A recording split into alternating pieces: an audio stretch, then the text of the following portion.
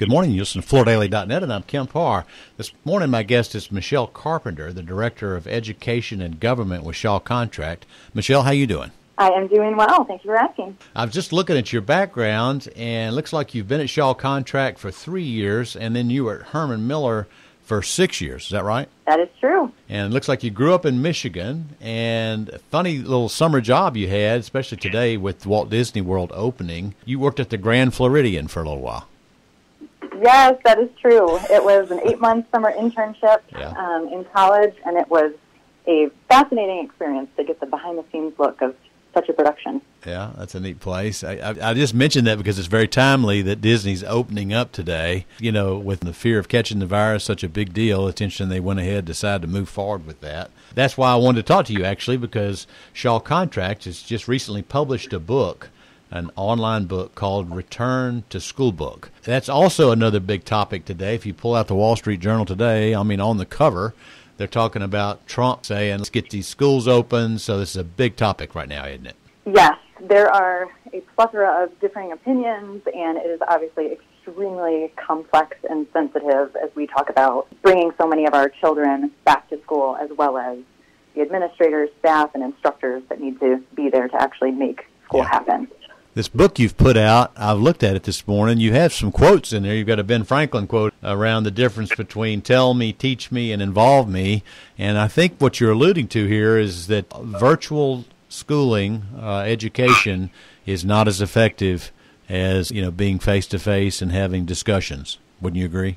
Yes. If you look at any learning-based research or behavioral research, you'll start to see the patterns around the more engaged we get with content, the more information we actually retain.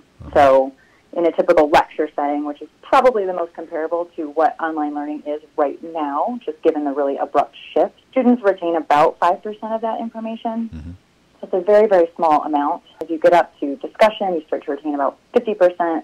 And when you're actually putting that information into practice, specifically through actually working through a problem with your peers, you get up to around 80%. Mm-hmm. So that's where we're seeing there's just a lot of shortcomings in the online instruction that we have right now. To this book that you put out, Return-to-Schoolbook, tell us a little bit about what the mission and purpose was for, let's be honest, this is a flooring company that's issuing a guidance to the A&D community, right? Yeah. Our goal with publishing this is really to offer some consideration for how flooring can be an active participant in learning spaces.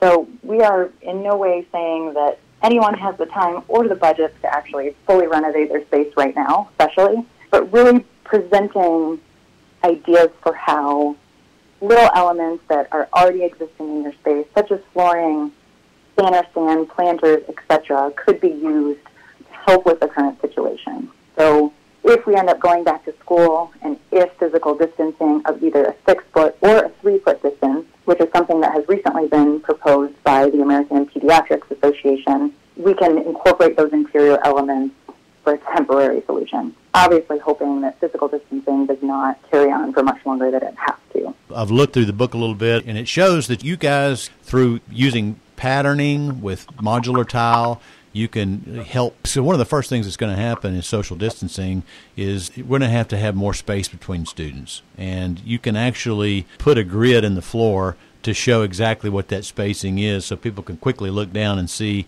how far away they are. One of the diagrams you show is you have a classroom that normally held 38 that might now hold 11 with social distancing. That's one of the diagrams you show, right?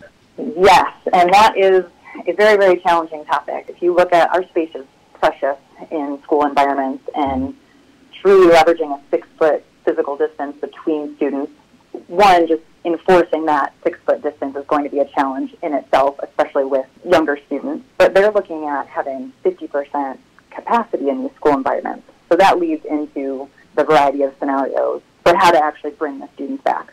So whether that's fully in person, online, or some hybrid. And those are really the 3 primary ways that schools are talking about bringing their students back right now.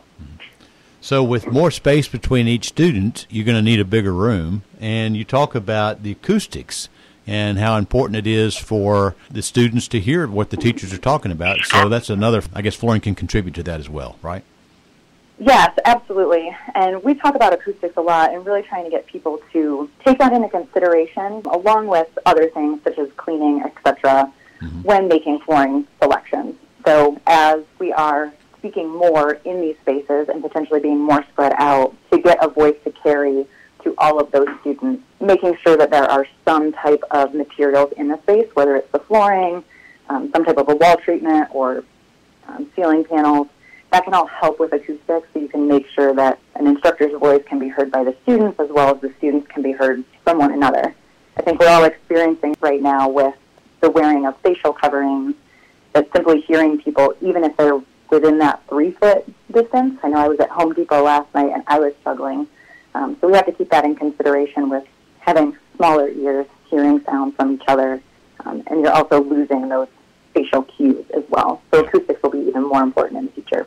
Yeah, there's actually been studies done that shows that a carpeted classroom soaks up the distracting noise, but actually helps the voice noise go further, right? Yes, exactly.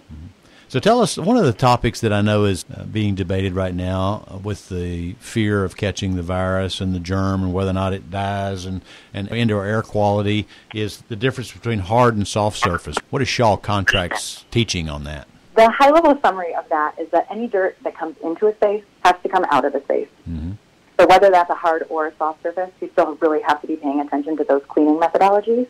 So there's a handful of different ways to approach that. One thing that we are strongly encouraging right now is just to really work on keeping the dirt out. And this is dirt, not necessarily any of these germs, infectious droplets per se. Yeah. But if you can keep dirt out at your entry points with walk-off tile, you're making it easier to clean those interior spaces, because you can't disinfect and sanitize if there's dirt. So you have to first remove the dirt, and then you have to sanitize. So walk-off tile is really a key component of protecting those interior spaces. And then there are a variety of cleaning solutions for both hard and soft surface. And at the end of the day, it's really going to come down to personal preference for aesthetics, cleaning, acoustics. Obviously, if acoustics in a classroom is a key component for people to hear each other, as well as virtual components that are also taking place. If it's a hybrid situation, carpet may be the best option. And you just have to train and get the right materials to actually clean that space. People want to see this booklet. Where can they go to get it? It is right on the homepage of our newly redesigned shawcontract.com. Okay, shawcontract.com. Okay, great, Michelle. Good to talk to you. Again, been talking to Michelle Carpenter, the Director of Education and Government with Shaw Contract, and you've been listening to Kemp Harr and FloorDaily.net.